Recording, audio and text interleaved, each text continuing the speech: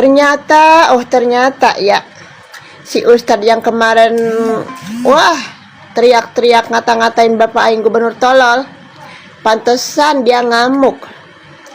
Ternyata yayasannya dia itu adalah salah satu yang harusnya mendapatkan dana hibah tahun ini loh, sebesar 1,3 M. Cuman sayang tertunda, di stop sama Bapak Aing. Pantesan dia murka ya. Nih lihat. Udah tahu kan siapa pemilik Yayasan Salaman Faujan 3 tersebut? Nih.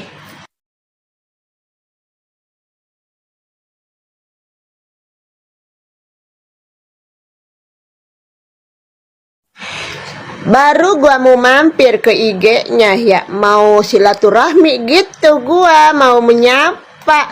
Lah, taunya komentarnya sudah dibatasi. Nih.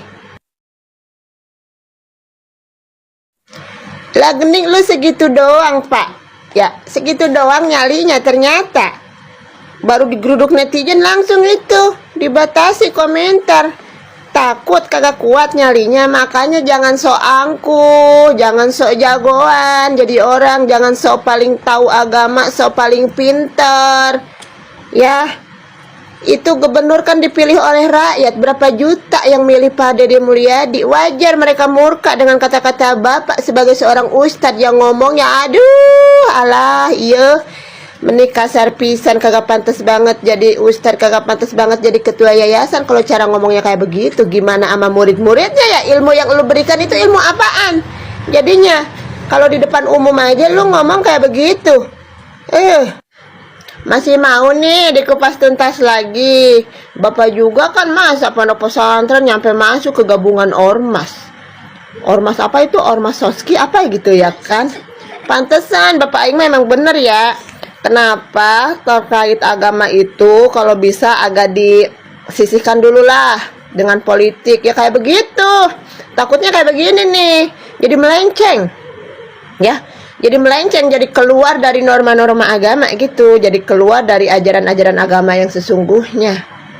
Beneran ya, disisihkan dari dunia perpolitikan, yaitu karena kebanyakan oknum-oknum yang modern kayak begini ya, dijadikan agama itu dijadikan gimana ya, ya dilencengkan lah gitu kan, gitu, dijadiin tameng intinya mah ya.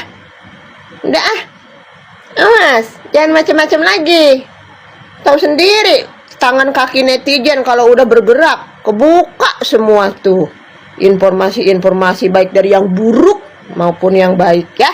Udah bye. Netizen nggak ada duanya kalau soal mencari background seseorang. Contohnya Bapak Kiai Aceng yang sudah terang-terangan menghina Kang Deddy Mulyadi dengan kata-kata yang tidak pantas. Netizen pun berusaha untuk mengorek informasi siapa sosok ini sebenarnya. Kok sepertinya ada dendam pribadi kepada Kang Deddy Mulyadi, dan akhirnya kebongkar sendiri.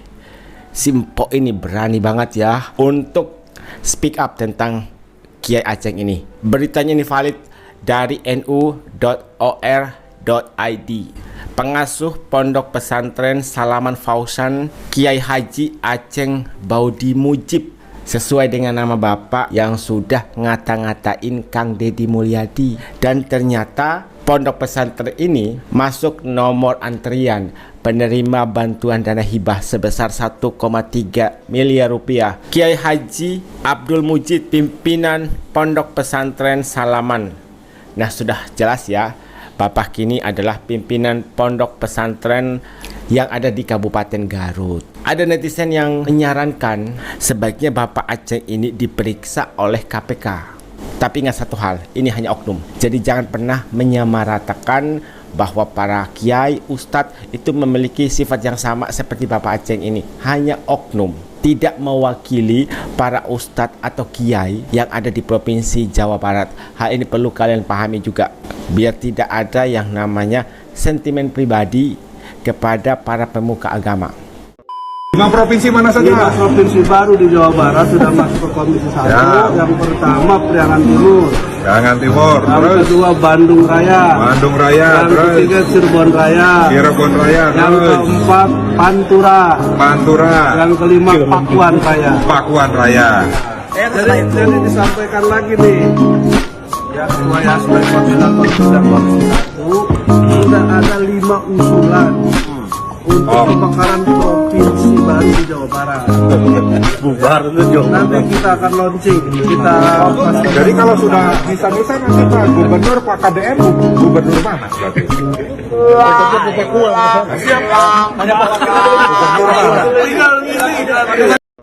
Nanti kita akan launching. Jadi kalau sudah bisa-bisa nanti Pak Gubernur, Pak KDM, Gubernur mana berarti?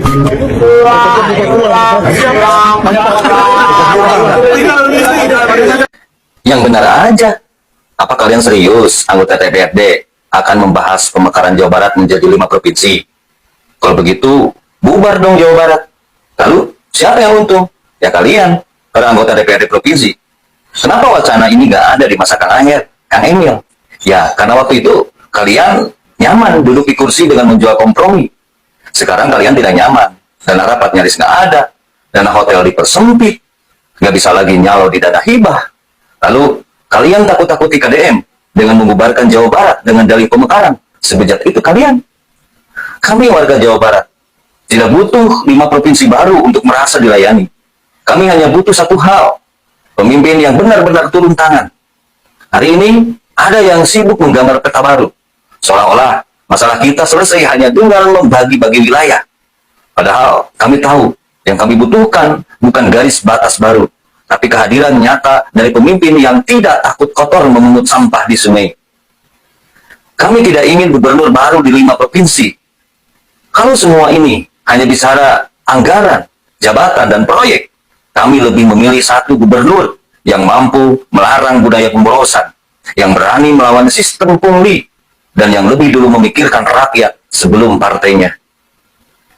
Jika wacana pemekaran ini lahir dari kekecewaan, maka kami lebih kecewa pada mereka yang lebih sibuk membelah Jawa Barat daripada menyatukan niat untuk menyelesaikan hutang BPJS atau pendidikan rakyat. Jawa Barat hari ini bukan sempurna, tapi ia tidak butuh dipecah. Ia hanya butuh diteruskan oleh pemimpin sekelas KDM, bukan dihancurkan oleh ego dan ambisi politik lokal. Kami mencintai Jawa Barat seperti apa adanya. Kami mencintai pemimpin yang mengubahnya, bukan memecah-mecahkannya. Salam hormat, Sampurasun. Ada berita yang hot guys. DPRD sedang berencana untuk membubarkan Provinsi Jawa Barat dan akan dibagi menjadi 5 provinsi. Apa tanggapan kalian? Ada 5 nama calon provinsi yang diusulkan oleh anggota DPRD, termasuk si bapak itu, Bapak Ono Surono. Bagi yang belum tahu, Bapak Ono Surono ini pernah mencalonkan diri sebagai gubernur Jawa Barat tapi gatot alias gagal total. Yang pertama usulannya itu Provinsi Priangan Timur, kemudian Bandung Raya, Cirebon Raya, Pantura, dan Pakuan Raya. Pertanyaannya, emang segampang itu untuk membentuk provinsi baru? Sebenarnya tujuannya baik, agar wilayah itu dipersempit jadi lebih mudah diawasin. Tapi ini wacananya 5 provinsi. Apakah kalian rela kalau Jawa Barat ini dibubarkan dan dibagi menjadi 5 provinsi? Dan ada satu celetukan dari Bapak Ono Surono yang sepertinya kurang elok gitu ya. Kenapa nama Kang Deddy Mulyadi selalu disangkut pautkan? Nanti kalau ke-5 provinsi ini jadi, kira-kira Bapak KDM akan menjadi gubernur di provinsi mana ya? Kalau pertanyaannya dibalik, kalau ke-5 provinsi itu sudah jadi, kira-kira Bapak Ono Surono akan menjadi anggota DPRD di provinsi mana ya? Bapak Sekda pun sempat memberikan pernyataannya terkait usulan dari DPRD untuk menjadikan Jawa Barat menjadi 5 provinsi. Kata Bapak Sekda ogah mendahului Kang Deddy Mulyadi soal wacana 5 provinsi baru di Jawa Barat. Menurut beliau, kapasitasnya sebagai ASN dan pembantu kepala daerah tidak elok apabila harus mendahului pimpinan apalagi memberikan respon mengenai wacana 5 provinsi baru ini sebelum gubernur menanggapi hal tersebut. Jadi sampai dengan saat ini belum ada tanggapan resmi dari Kang Deddy Mulyadi, dan Bapak Sekda tidak mau dong untuk mendahului memberikan pernyataannya kalau Kang Deddy Mulyadi saja belum memberikan pernyataannya terkait rencana pembagian provinsi menjadi 5 bagian. Maka gak heran netizen pun memberikan respon untuk Bapak Ono Surono. Ono Surono kebelet jadi gubernur. Gak salah dong kalau netizen berspekulasi seperti itu. Anggota DPRD yang kecewa karena gubernur yang jujur, tidak bisa diajak kompromi masalah korupsi, akhirnya ingin pemekaran Jawa Barat. Oh, satu pertanyaan lagi. Kenapa wacana pemekaran Provinsi Jawa Barat menjadi 5 bagian itu baru dicanangkan saat ini? Di masa kepemimpinan Kang Deddy Mulyadi, di masa kepemimpinan gubernur sebelumnya, kenapa nggak ada wacana seperti ini? Kan permasalahan yang terjadi di Provinsi Jawa Barat sudah terjadi di masa kepemerintahan sebelumnya. Kenapa wacananya itu baru sekarang? Hal itu menjadi pertanyaan dari netizen, dan wajar dong kalau netizen curiga. Kenapa sih ngebut banget untuk membagi Jawa Barat menjadi 5 provinsi? Apa tanggapan kalian netizen, terutama untuk masyarakat yang tinggal di Provinsi Jawa Barat?